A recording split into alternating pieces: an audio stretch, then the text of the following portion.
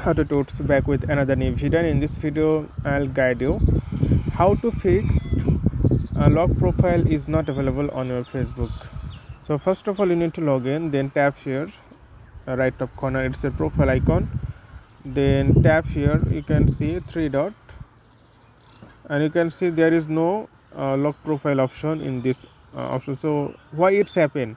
It's happen when your profile is turn on your professional mode.